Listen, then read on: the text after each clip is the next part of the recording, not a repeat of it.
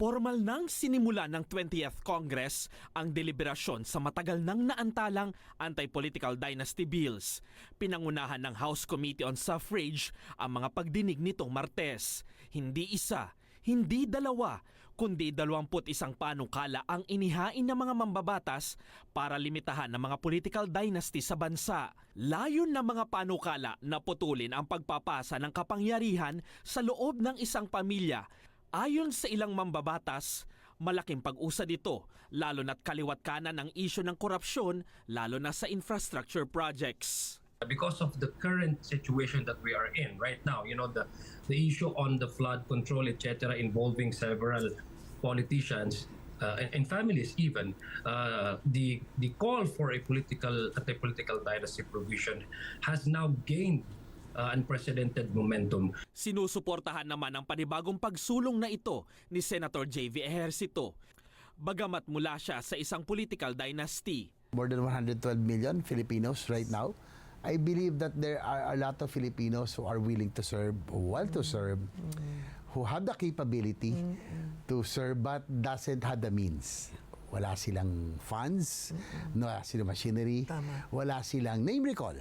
No? So without these three, it's impossible for you to be elected, especially on a national position, national level. Sa datos ng Philippine Center for Investigative Journalism, mahigit kalahati ng mga posisyong politikal sa bansa ang hawak ng dynasties. 113 sa 149 na mga lungsod sa bansa ay pinatatakbo ng dinastiya. Noong May 2025 elections, 78 sa 156 na party list groups ay galing sa political families. 36 sa 54 na party list groups sa nakaraang 19 Congress ay may hindi bababa sa isang nominee na kabilang sa political family.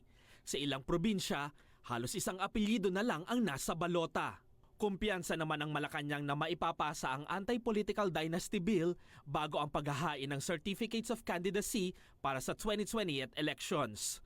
Ayon kay Executive Secretary Ralph Recto, posible ito basta makatotohanan ang mga probisyon. Palagay ko, basta hindi masyado extreme, the idea is to move the needle, so to speak. Dapat may mapasa tayong version ng anti-political dynasty. Pinag-aaralan ngayon yan ng both House, Senate at ng Office of the President. So tignan natin. Pero priority yan. Nauna nang nanawagan ng Pangulo sa Kongreso na unahin ang pagpapasa ng anti-political dynasty bill. May 1.5 taon na lang bago ang filing ng candidacy para sa halalan sa 2028. Kung tuluyan na nga ang puputulin ng mga dinastiya, kailangan ng sapat na panahon para mailatag ang guidelines at para sa edukasyon ng mga botante.